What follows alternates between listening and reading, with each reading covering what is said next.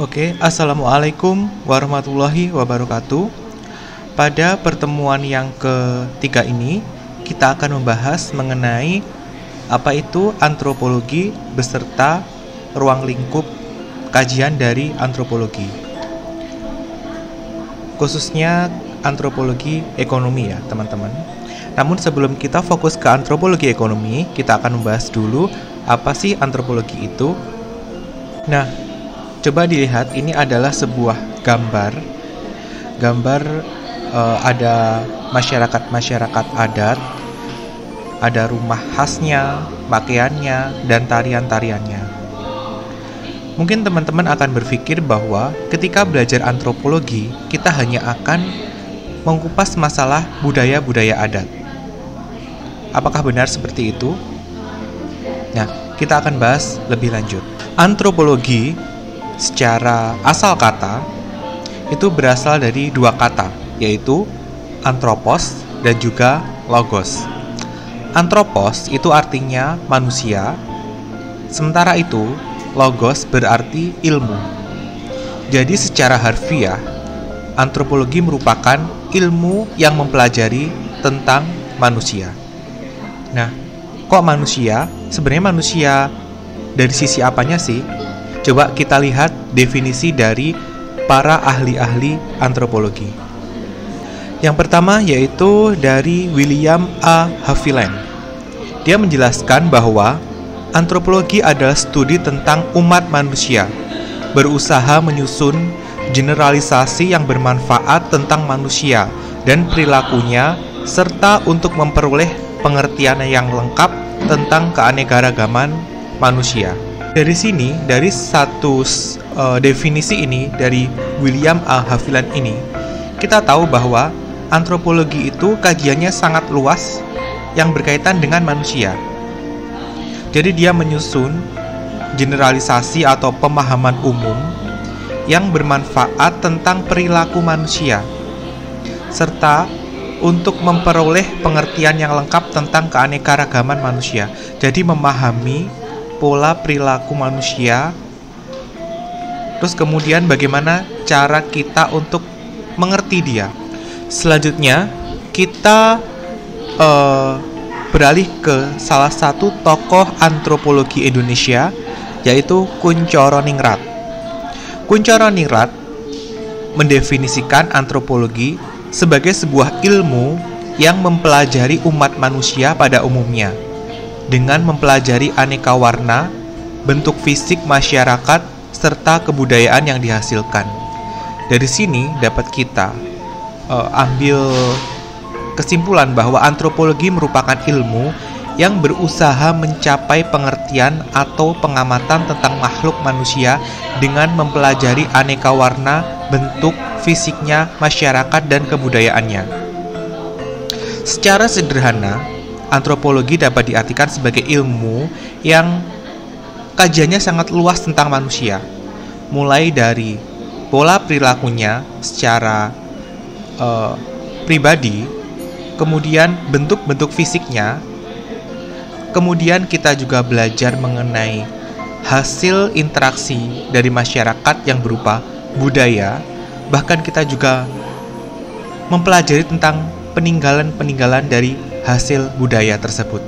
Jadi bisa dikatakan kajian dari antropologi itu sangatlah luas. Yang penting ada manusianya. Seluruh hal yang berkaitan dengan manusia dapat dipelajari dengan antropologi. Oke, setelah kita tahu sedikit gambaran definisi dari antropologi, kita akan membahas mengenai sejarah dari antropologi itu sendiri. Antropologi itu sebenarnya secara sederhana dibedakan menjadi 4 fase. Fase pertama yaitu sebelum tahun 1800-an. Pada fase ini, bangsa Eropa mulai berlomba menjelajah dunia, mulai dari Afrika, Asia, bahkan ke Australia. Dalam perjalanannya, mereka menemukan hal-hal yang baru dari suku-suku asing. Kisah-kisah petualangan mereka kemudian mereka catat di buku harian atau perjalanan. Mereka mencatat mulai dari ciri fisik, kebudayaan, susunan masyarakat, dan bahasa dari suku-suku tersebut.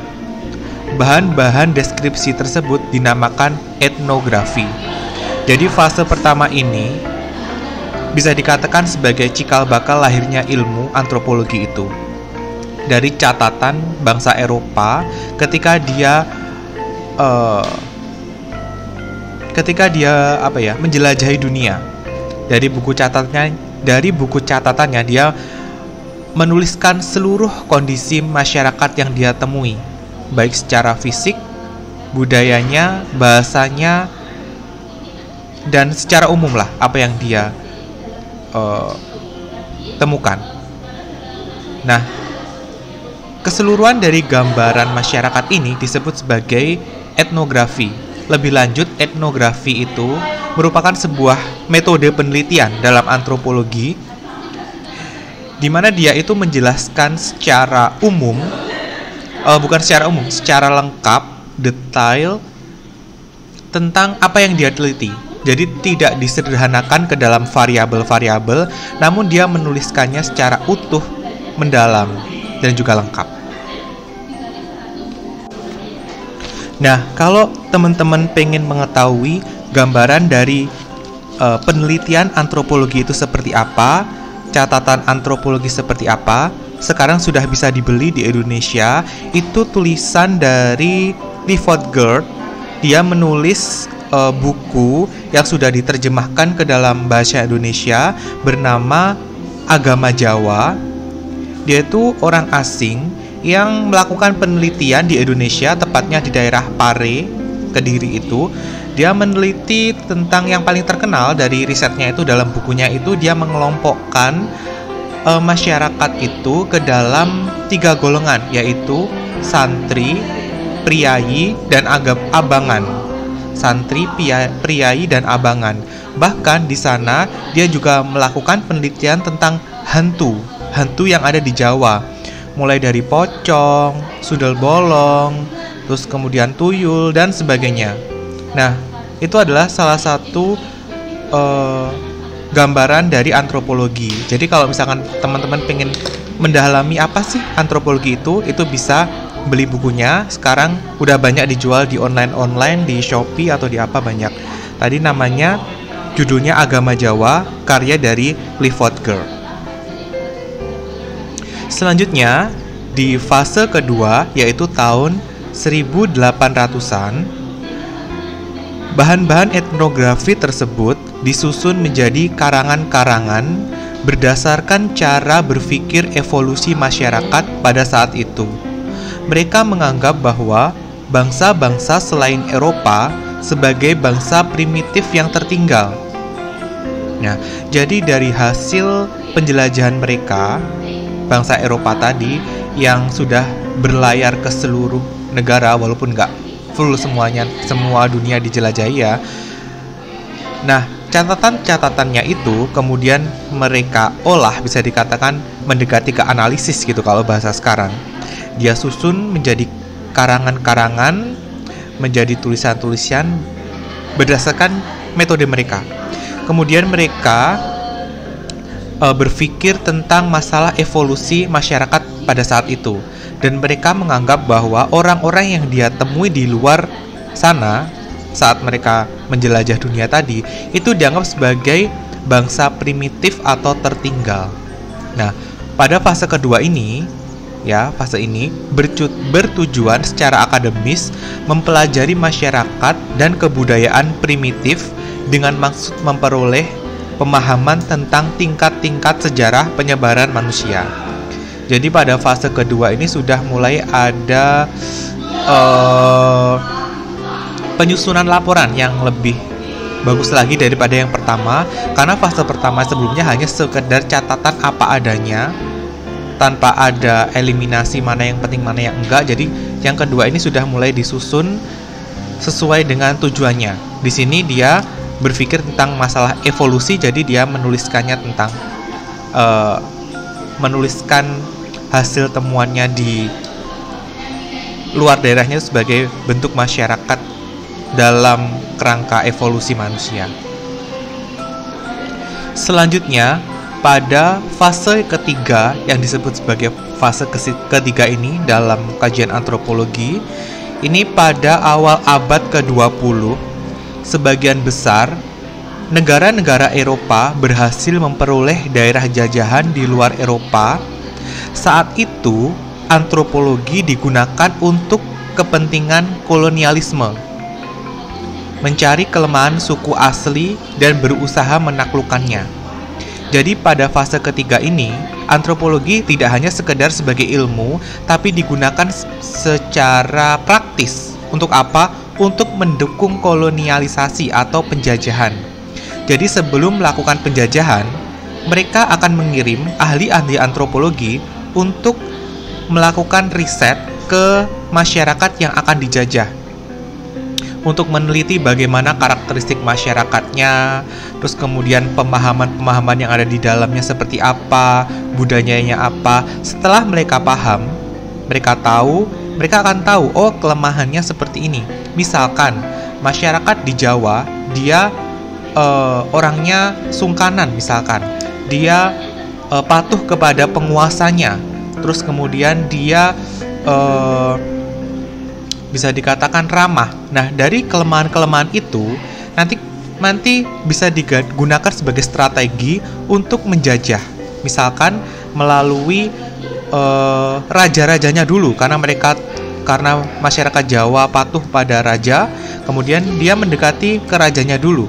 Atau mungkin masyarakat Jawa patuh kepada pemuka-pemuka agamanya pada waktu itu, akhirnya yang didekati adalah pemuka agamanya, kemudian paham-pahamnya, bagaimana sih orang Eropa bisa diterima di Jawa dengan karakter yang seperti itu. Nah, itu adalah fase ketiga, fase di mana antropologi sudah mulai digunakan secara praktis untuk kepentingan kolonialisme, dengan cara mencari kelemahan suku asli dan berusaha menaklukkannya.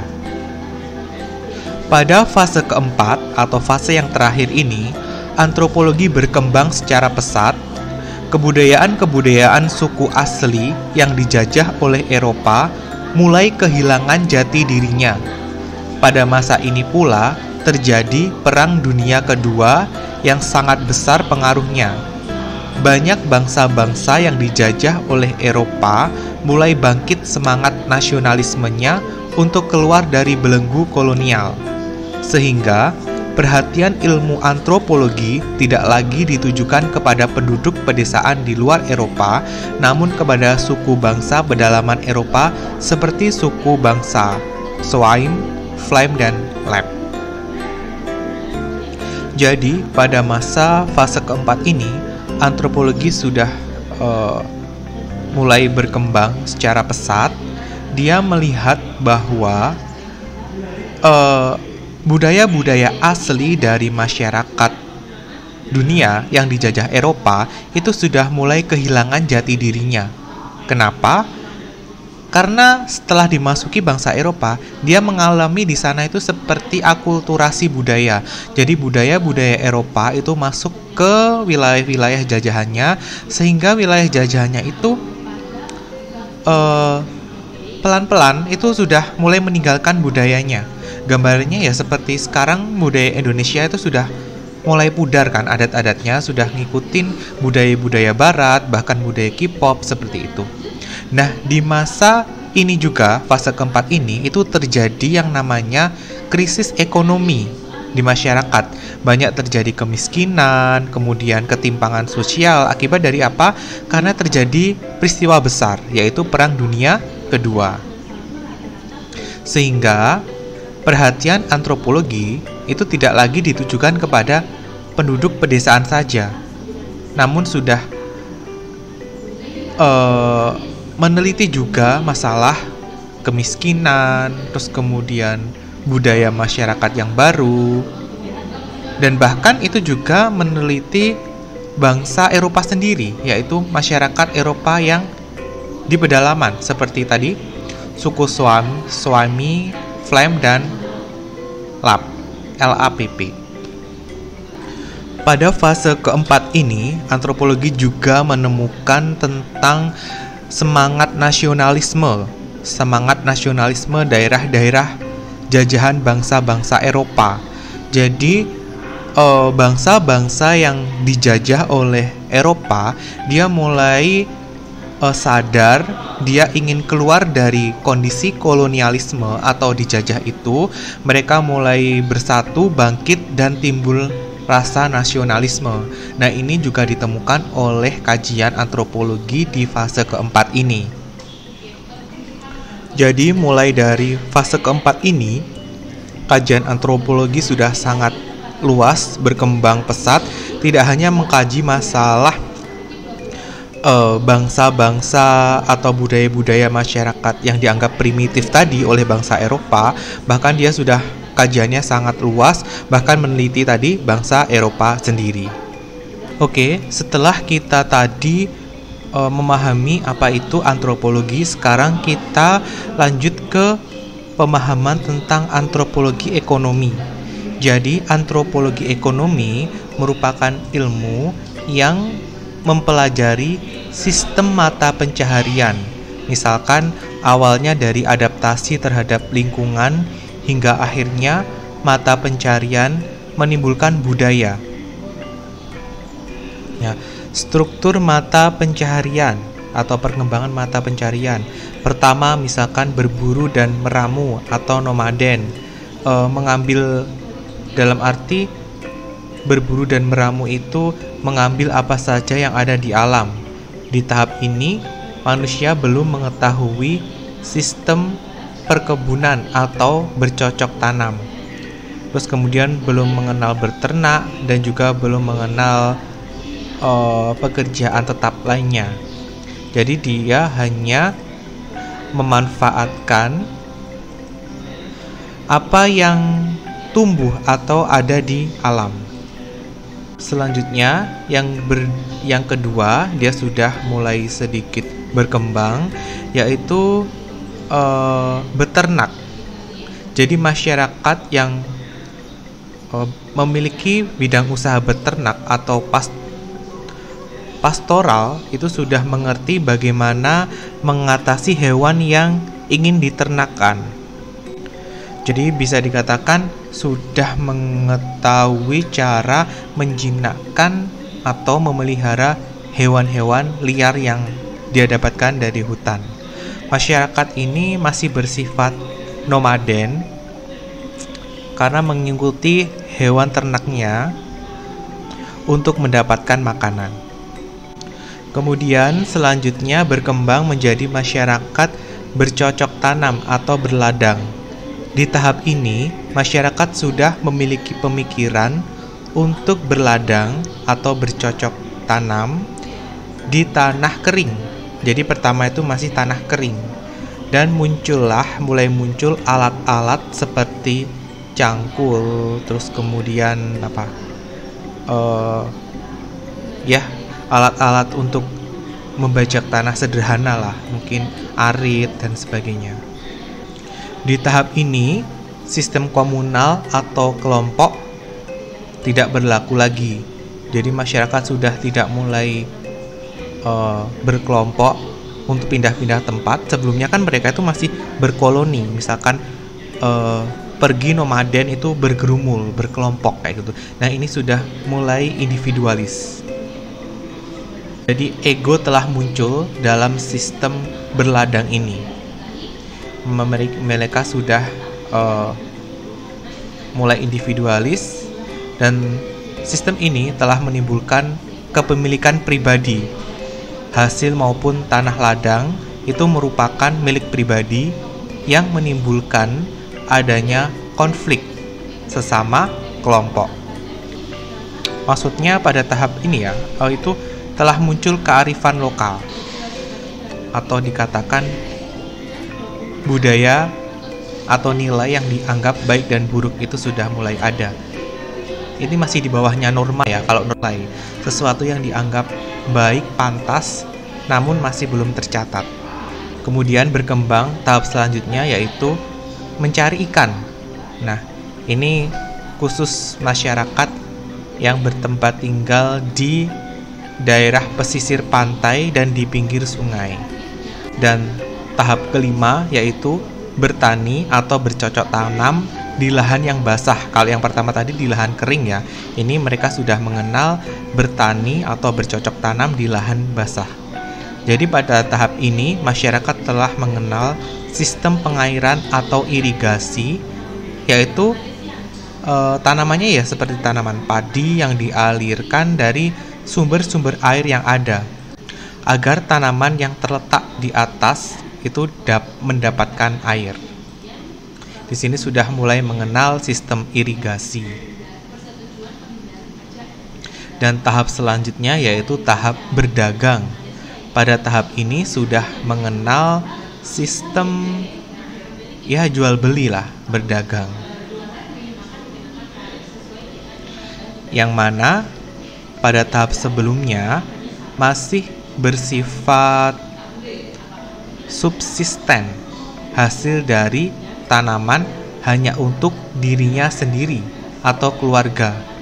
Dalam arti hasil pertaniannya itu dulunya hanya digunakan untuk bertahan hidup, ya, untuk memenuhi kebutuhan keluarganya sendiri. Namun seiring berjalannya waktu, di mana manusia sudah mulai mahir dalam mengurus tanaman sehingga menghasilkan tanaman yang lebih atau surplus dan diperjualbelikan. Inilah yang kemudian memunculkan yang namanya barter. Jadi yang pertama, walaupun jual beli masih sistemnya barter, sebab hasil tanaman yang ditanam itu menghasilkan lebih banyak dari yang dibutuhkan, sementara dia masih butuh barang yang lain, tapi waktu itu kan masih belum mengenal mata uang. Jadi kelebihan dari hasil tanamnya tadi dia dia tukarkan dengan masyarakat lain, dengan orang lain untuk mendapatkan barang yang dia inginkan dengan cara barter. Sekarang kita mulai ke tokoh ya, tokoh-tokoh antropologi ekonomi. Yang pertama itu Adam Smith. Adam Smith itu bisa dikatakan juga tokoh ekonomi, tokoh kapitalis, bahkan sosiologi pun masuk, tapi antropologi juga masuk. Jadi dia menjelaskan bahwa manusia pada dasarnya itu mementingkan diri sendiri atau self-interest. Kemudian dia juga menjelaskan bahwa suatu lingkungan, individu-individu dengan motif yang sama itu akan menghasilkan persaingan. Kemudian yang ketiga, persaingan itu akan menghasilkan penyediaan barang-barang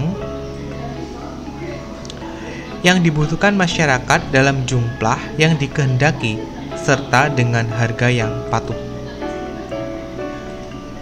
Nah, mungkin itu saja sedikit pembahasan mengenai definisi dan ruang lingkup antropologi dan antropologi ekonomi. Kita lanjutkan di pertemuan selanjutnya. Wassalamualaikum warahmatullahi wabarakatuh.